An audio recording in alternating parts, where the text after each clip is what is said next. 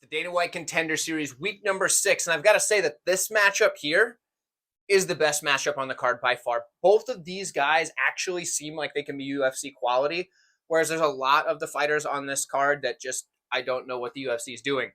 Both of these guys are actually really good. Both of these guys have shown promise, and both of these guys have really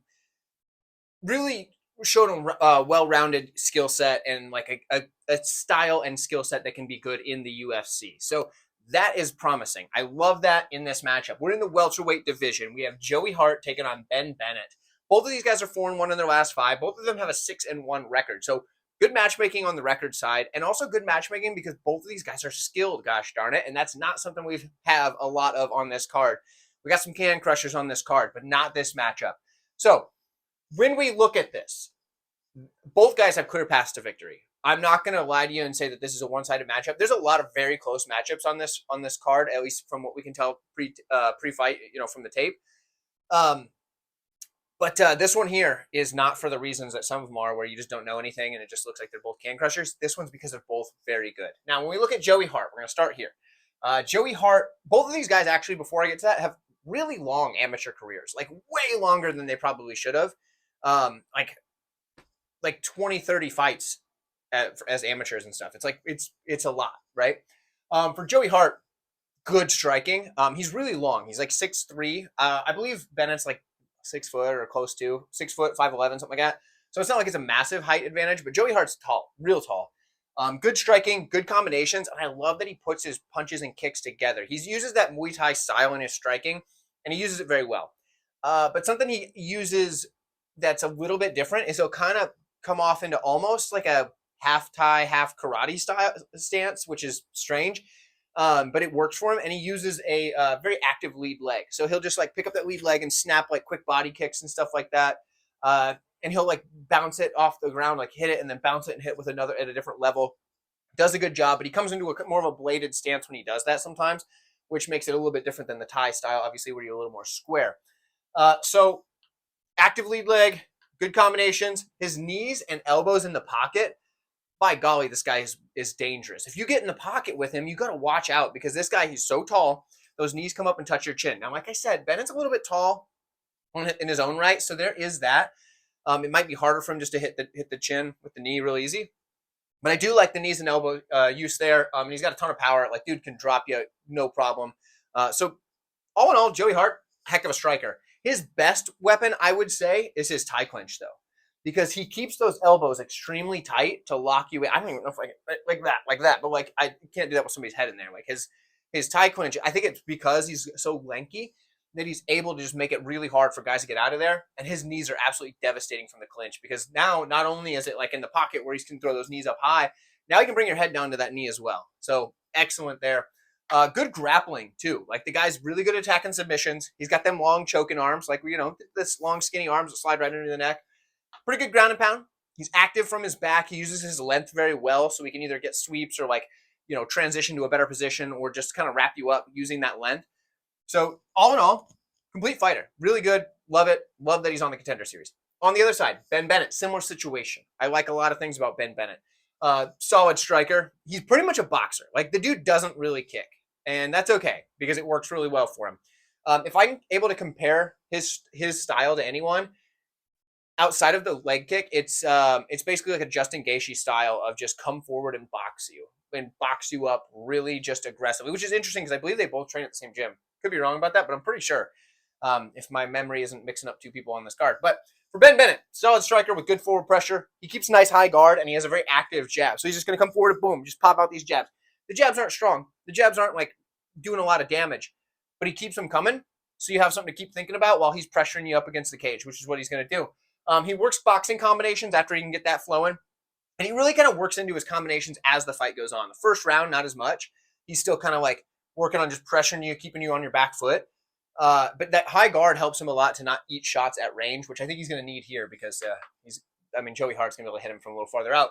But he'll start mixing in the boxing combinations, and he's extremely accurate once he starts throwing. Once he gets past the just jabbing, like those aren't super accurate. He's just kind of trying to keep something going. But once he gets to where he's throwing combinations, that's when he starts getting really accurate with his striking. He does a good job. He'll work the body. I don't know why I didn't write that. He'll work the body really well.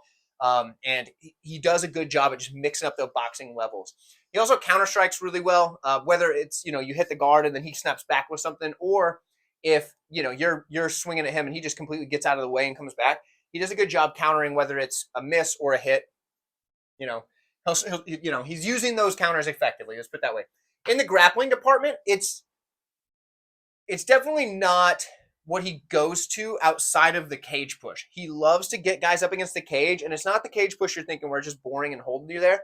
He's ripping body shots. He's looking to cause damage, and he does a really, really, really good job with this effectively against tall fighters. Now, the reason I want to point that out, his one loss comes to Trey Waters, and what you're thinking is, Trey Waters, he sounds like he has a really similar style, height, and reach to Joey Hart. Shouldn't that mean Joey Hart's going to win? Maybe. It shows that there is a weakness, and let me explain that fight if you haven't watched it. Ben Bennett is dominating that fight. It's nearing the end of the third round. Ben Bennett has won every round. He's won the first two. He's winning the third round. He's doing great. He's getting up against the cage push, landing his shots, but it's tough. You're going against Trey Waters. He's a good fighter. He's in the UFC getting wins. And the referee kept separating them from the cage, which, okay, whatever. But eventually, after the referee gifts Waters a separation like 4 times in the third round, it's getting a little extreme here. He's doing like 4 times. It might be 5, but it was a lot.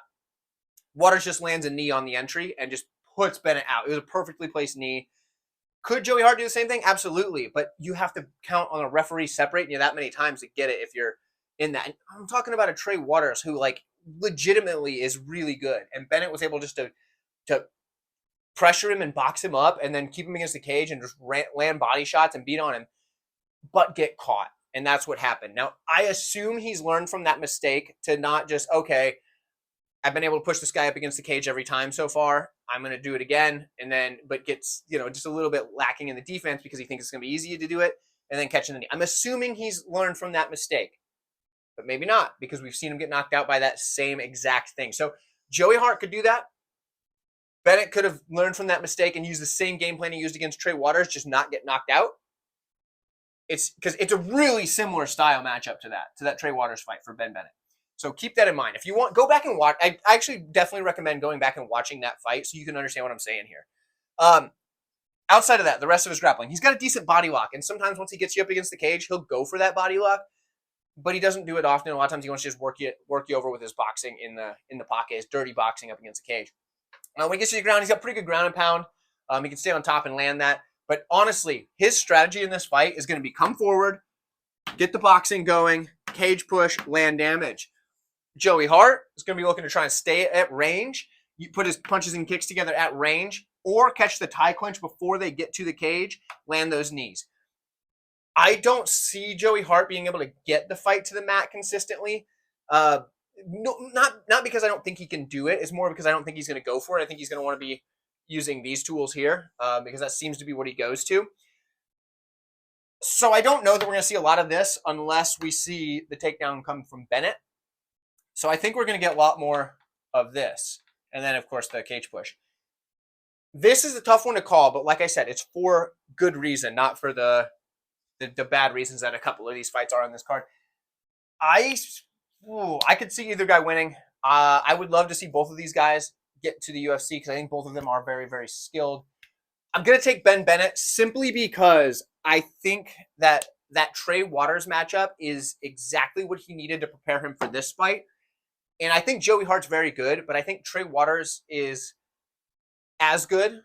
And I feel like if Bennett was winning literally like 98% of that matchup and just getting caught with the knee, I think he can avoid that in this one. So we're going to go with Ben Bennett, but my goodness, guys, this is a good fight. Best fight on the card. I hope I didn't ramble on too much. Like this video if you've enjoyed it. Drop your prediction down in the comments below, and then check out the rest of this playlist for Dana White's Contender Series, week number 6. I'll see you guys there.